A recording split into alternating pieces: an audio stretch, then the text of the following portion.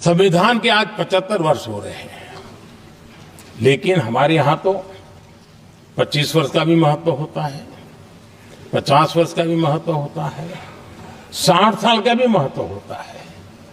जरा हम इतिहास की तरफ नजर करें कि संविधान यात्रा के इन महत्वपूर्ण पड़ाव का क्या हुआ था। जब देश संविधान के 25 वर्ष पूरे कर रहा था, उसी समय हमारे देश में संविधान को नोच लिया गया, इमरजेंसी आपातकाल लाया गया।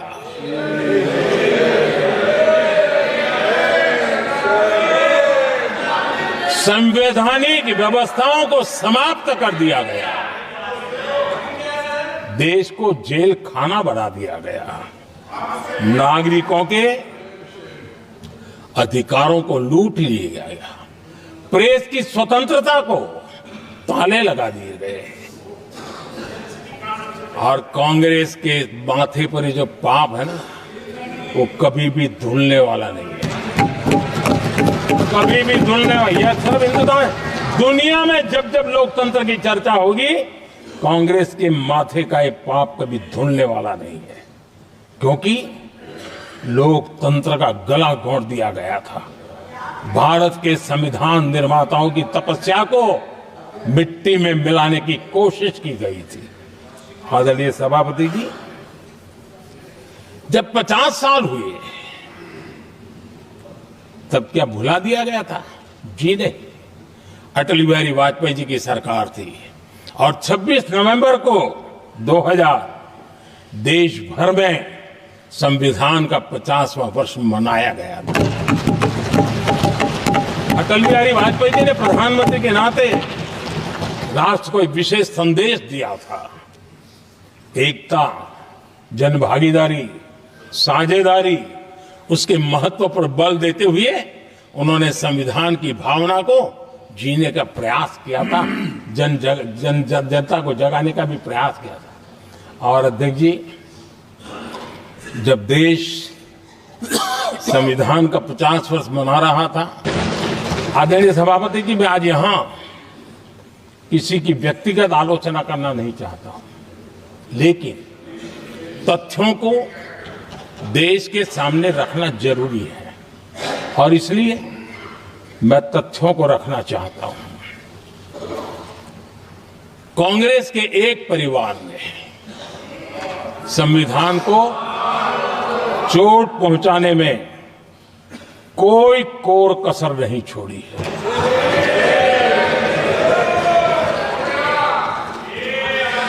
और मैं इसलिए एक परिवार का उल्लेख करता हूं कि 75 साल की हमारी यात्रा में 55 साल एक ही परिवार ने राज किया है। इसलिए देश को क्या क्या हुआ है ये जानने का अधिकार है और इस परिवार के कुविचार, कुरीति, कुनीति, इसकी परंपरा निरंतर चल रही है। हर स्तर पर इस परिवार ने संविधान को चुनौती दी। आदरणीय सभापति जी, 1947 टू 1952 इस देश में इलेक्टेड गवर्नमेंट नहीं थी। एक अस्थाई व्यवस्था थी, एक सिलेक्टेड सरकार थी और चुनाव नहीं हुए थे। और जब तक चुनाव न हो तब तक एक इंटरिम व्यवस्था के रूप में कोई खाका खड़ा करना चाहिए, किया गया था। 1952 के पहले राज्यसभा का भी गठन नहीं हुआ था, राज्यों में भी कोई चुनाव नहीं थे, जनता का कोई आदेश नहीं था। उसके बावजूद भी, और अभी तो संविधान निर्माताओं ने इतना मंथन करके संविधान बनाया था, 1951 में जबकि चुनी हुई सरकार नहीं थी, उन्होंने ऑर्डिनेंस करके संविधान को बदला और किया क्या? अभिव्यक्ति की आजादी पर हमला कर दिया गया।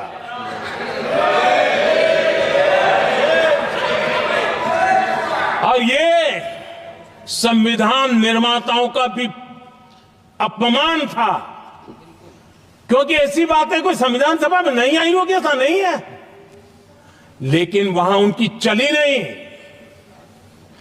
तो बाद में जैसे ही मौका मिला, उन्होंने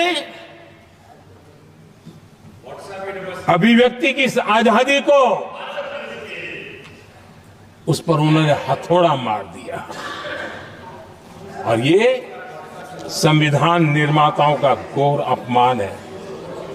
अपने मन की चीजें जो संविधान सभा के अंदर नहीं करवा पाए, उन्होंने पिछले दरवाजे से किया, और वो भी चुनी हुई सरकार के वो प्रधानमंत्री नहीं थे, उन्होंने पाप किया था। इतना ही नहीं, आदरणीय सभापति जी, उसी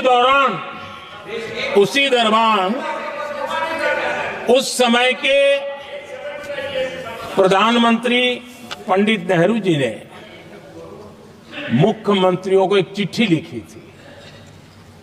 उस चिट्ठी में उन्होंने लिखा था, नेहरू जी लिखते हैं, अगर संविधान हमारे, आगे नेहरू जी लिखते हैं,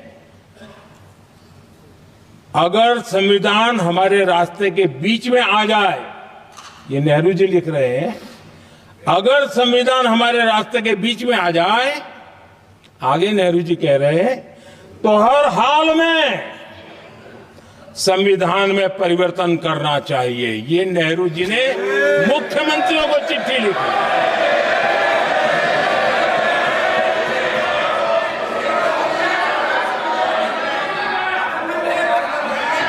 और आदरणीय सभापति जी, ये भी देखिए, 1951 में ये पाप किया गया, लेकिन देश चुप नहीं था। उस समय राष्ट्रपति डॉक्टर राजेंद्र प्रसाद जी ने चेताया, ये गलत हो रहा है। उस समय स्पीकर पद पर बैठे हुए हमारे स्पीकर महोदय ने भी पंडित जी को कहा, गलत कर रहे हो।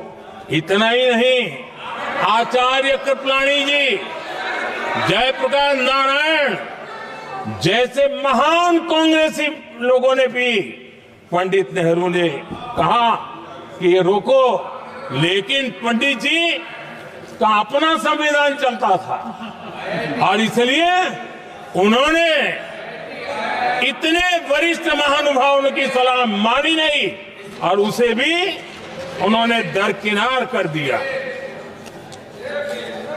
और आदरणीय सभापति जी, ये संविधान संशोधन करने का ऐसा खून कांग्रेस के मुंह लग गया कि समय समय पर वो संविधान का शिकार करती रही। ये खून मुंह पे लग गया। इतना ही नहीं, संविधान के स्पिरिट को लहू लहान करती रही।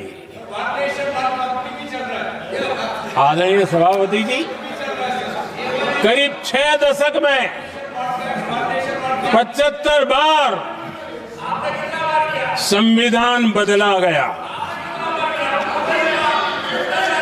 आदरणीय सभापति जी, जो बीज देश के पहले प्रधानमंत्री जी ने बोया था, उस बीज को खाद पानी देने का काम एक और प्रधानमंत्री ने किया। उनका नाम था श्रीमती इंदिरा गांधी।